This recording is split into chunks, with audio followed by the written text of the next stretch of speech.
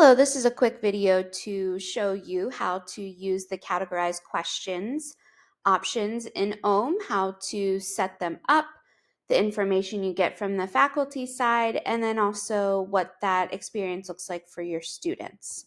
So the first thing we're going to want to do is set those up. So I'm showing you an example of an assessment that they're already set up in. So if I go to any of my assessments, I go to the gear icon and go to questions, just like if I was going to add questions in here. I go to categorize questions, and you see I've already set them up. So each of the questions has a category assigned to it. So how do these categories get in here? I'm going to go into a fresh assignment that doesn't have any categories.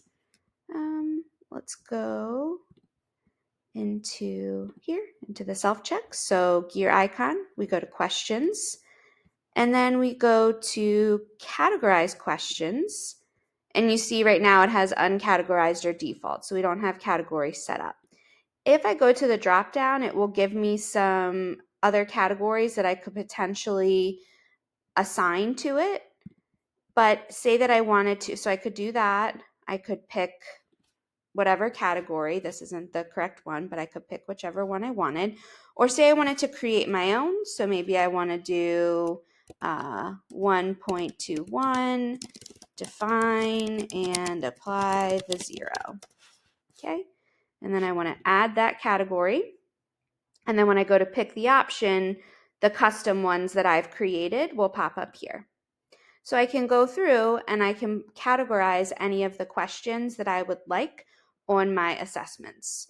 And then when I am done, I will just go ahead and save those. I'll click the record categorizations, and those will be in there when I come back up.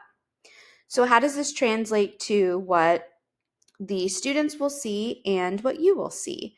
So if I am a student, and I'm going to switch over to a student view, I will go through my assessment just like usual.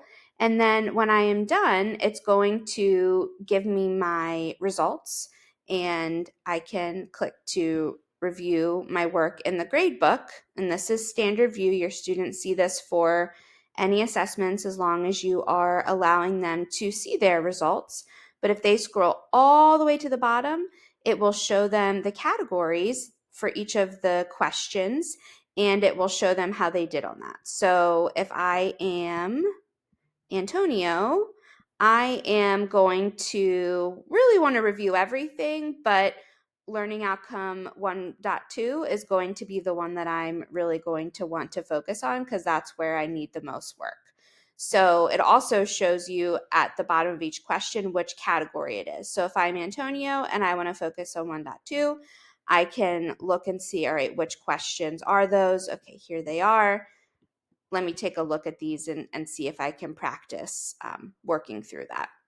Or if you have an option for them to go back in and do the assessment again, you can have them do that again. So that is how the students can see their results and kind of make some decisions about their learning and where they need to focus their time and do some additional practice based on which categories they are doing the best in and which ones they need the most improvement in. So that's from the student view.